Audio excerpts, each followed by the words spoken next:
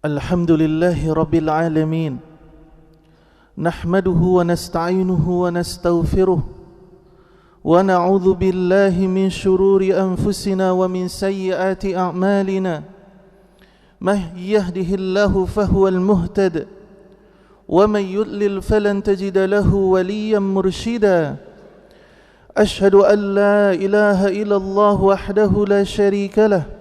وأشهد أن محمدًا عبده ورسوله صلى الله عليه وسلم من لا نبي ولا رسول بعده. اللهم صل وسلم على نبينا محمد وعلى آله وأصحابه ومن اهتداه بهداه إلى يوم الدين. فيا عباد الله إني أوصيكم ونفسي بتقوى الله وطاعته لعلكم تفلحون. فقال تعالى في كتابه العزيز: أعوذ بالله من الشيطان الرجيم. يا أيها الذين آمنوا اتقوا الله حق تقاته ولا تموتن إلا وأنتم مسلمون. إخوة الإيمان أعزني وأعزكم الله. Segala puji hanya bagi Allah Subhanahu wa Ta'ala. Tidak ada yang pantas kita puji, tidak ada yang layak kita sanjung kecuali Allah Subhanahu wa Ta'ala. Karena Allah Subhanahu wa Ta'ala masih memberikan kesempatan kepada kita untuk menikmati bulan suci Ramadan. Karena Allah Subhanahu wa Ta'ala masih memberikan kesempatan kepada kita untuk menikmati indahnya ibadah di bulan suci Ramadan. Saudara-saudara kita, kerabat-kerabat kita, bahkan ada di antara mereka yang kita cintai, mereka tidak lagi diberikan kenikmatan menikmati Ramadan oleh Allah Subhanahu wa Ta'ala.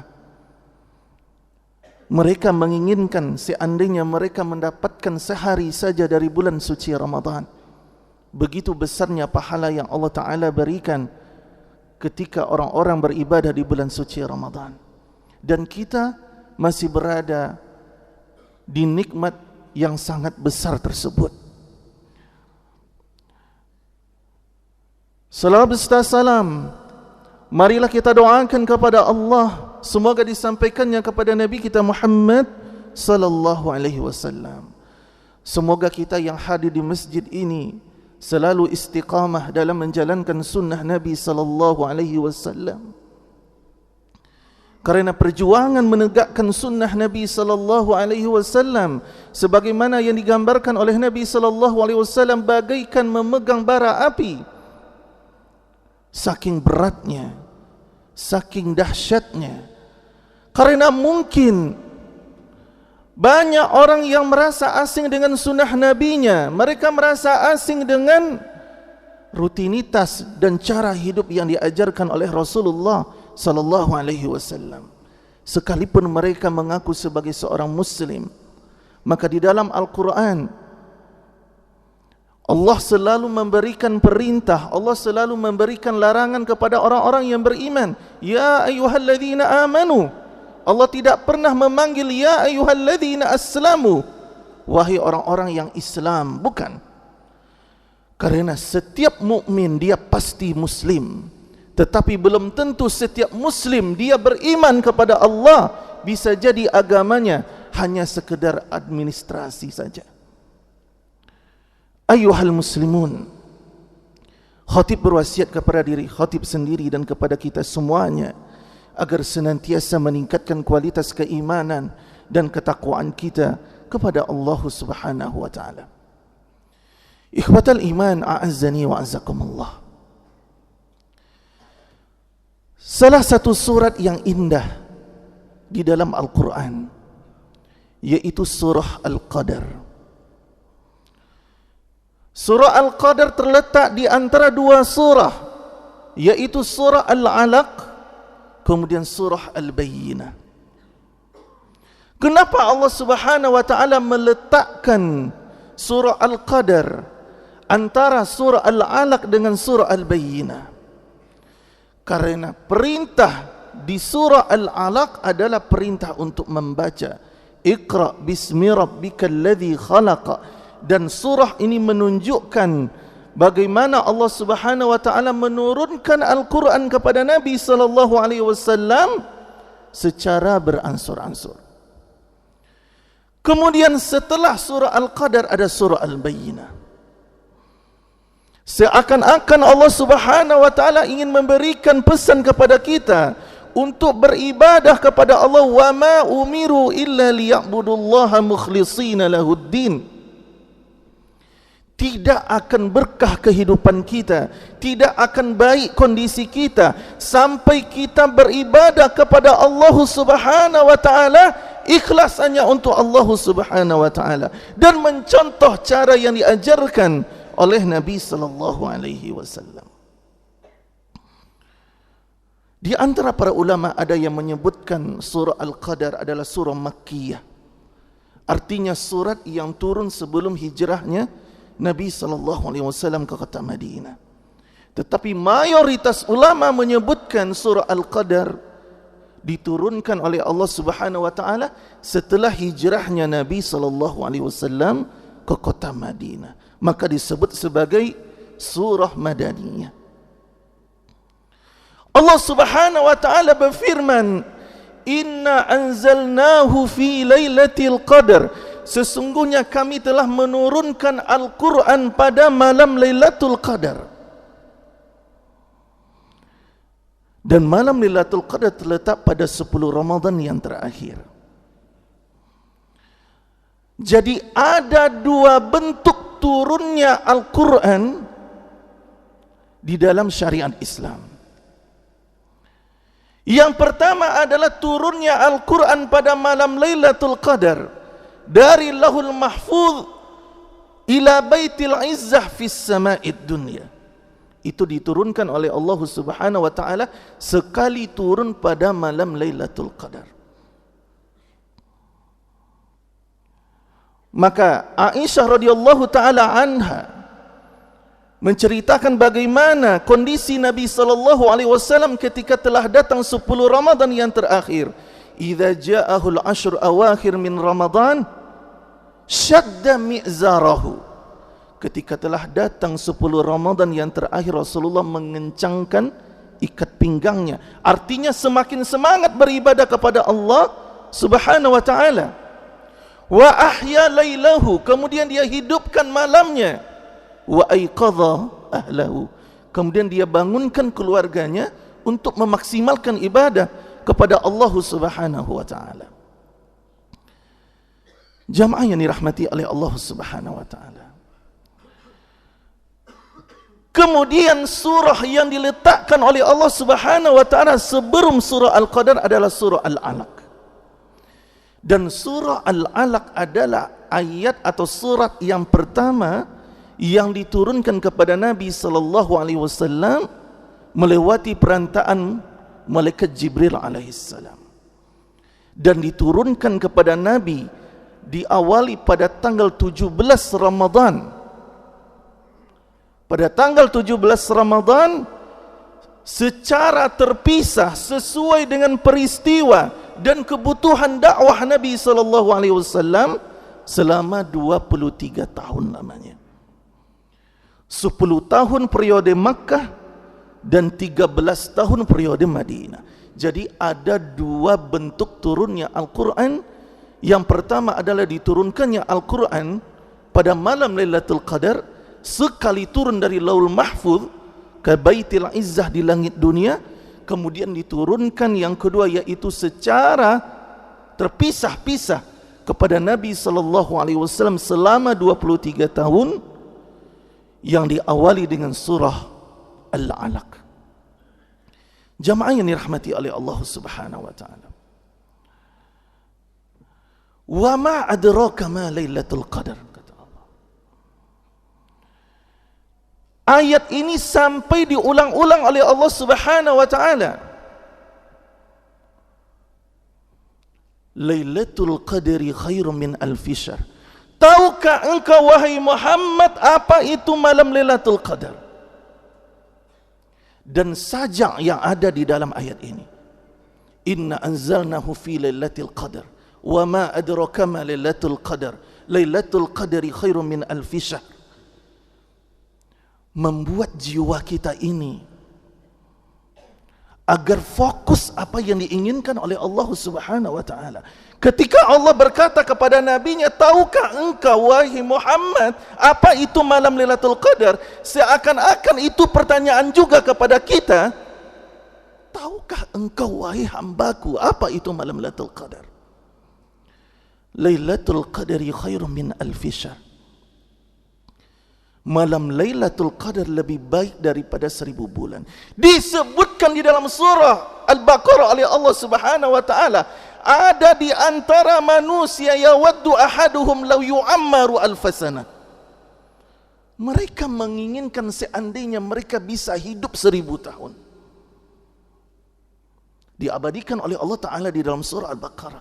Di antara manusia bercita-cita memiliki umur yang sangat panjang, seandainya dia diberikan umur 100 atau 1000 tahun oleh Allah Subhanahu wa taala.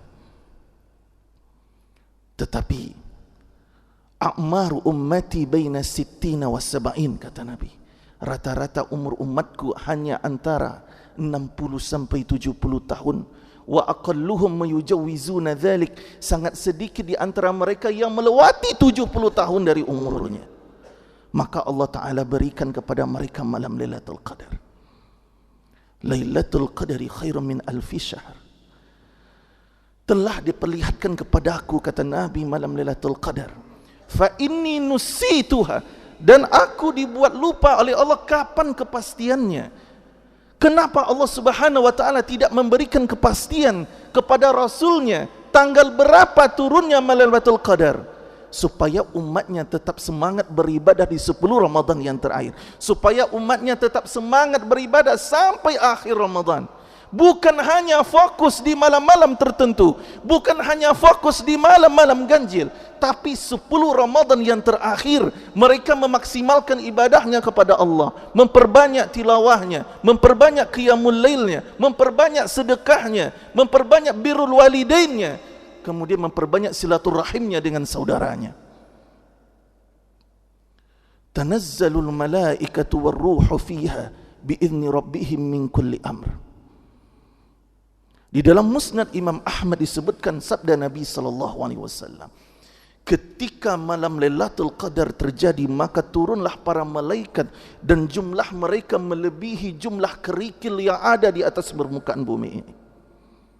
Dan mereka dipimpin oleh seorang malaikat, warruhu fiha. Ruh di sini maksudnya adalah malaikat Jibril alaihissalam. Dan malaikat Jibril merupakan pemimpin dari seluruh malaikat. Bukan dimaksudkan ruh orang-orang yang sudah wafat datang, tidak. Tetapi yang dimaksudkan ruh di sini adalah malaikat Jibril alaihissalam. Begitu banyaknya malaikat yang diturunkan oleh Allah, begitu banyaknya keberkahan yang Allah turunkan pada malam itu. Bagi yang tilawatul Quran, bagi yang qiyamul lail. Sampai secara khusus Nabi bersabda tentang qiyamul lail pada malam Lailatul Qadar, man qama Lailatul Qadri imanan wa ihtisaban ghufira lahu ma taqaddama min dhanbi. Siapa yang mendirikan qiyamul lail pada malam Lailatul Qadar dengan penuh keimanan dan penuh keikhlasan, mengharapkan wajah Allah, ghufira lahu ma taqaddama min dhanbi, diampuni segala dosa-dosanya yang telah berlalu. Ikhwatal iman, a'azani wa azakumullah. Salamun hiya hatta matala'il fajr. Keselamatan selalu tercurah kepada mereka sampai terbitnya fajar. Alhamdulillah, kita masih berada di 24 Ramadan atau malam yang ke-24. Allah masih memberikan kesempatan kita untuk memaksimalkan ibadah kita kepada Allah. Jangan sampai maksiat-maksiat, baik yang kita sengaja ataupun yang tidak kita sengaja, menghabiskan pahala Ramadan kita. Di antaranya ada kemaksiatan mata. Kita melihat handphone saja, begitu mudahnya terbuka maksiat. Ketika kita mendengarkan musik, ketika kita mendengarkan lagu, nyanyi dan segala macam yang menghabiskan waktu kita dan menghilangkan keberkahan dari ibadah Ramadan kita. Kemudian mulut kita bisa saja berkata yang tidak baik atau share kepada orang sesuatu yang tidak baik tanpa tabayyun terlebih dahulu. Hal ini bisa menghancurkan ibadah yang kita bangun. Dari awal Ramadan kita bangun. Jangan sampai kita hancurkan dengan perbuatan-perbuatan yang tidak ada manfaatnya. Nabi SAW bersabda, min husni islamil mar'i tarkuhu ma la ya'ni. Di antara kesempurnaan Islam seseorang, kata Nabi SAW, dia meninggalkan perkara-perkara yang tidak ada faedahnya. Seorang mukmin, dia tidak akan mengorbankan umurnya untuk sesuatu yang tidak ada faedahnya, apalagi untuk sesuatu yang berupa kemaksiatan kepada Allah Subhanahu wa taala. Kita berdoa kepada Allah, mudah-mudahan Allah Subhanahu wa taala menjaga diri kita dari semua kemaksiatan. Semoga Allah Subhanahu wa taala memberikan khasyah, rasa takut dan rasa ketakwaan yang dalam di dalam hati kita, dan kita diberikan oleh Allah Subhanahu wa taala yaitu cita-cita kita menjadi hamba yang terbaik di sisi Allah Subhanahu wa taala sebagai hamba Allah yang bertakwa kepada Allah Subhanahu wa taala. Aqulu lakum lihada astaghfirullah li wa lakum wa lisairil muslimina wal muslimat fastaghfiruhu innahu wal ghafurur rahim.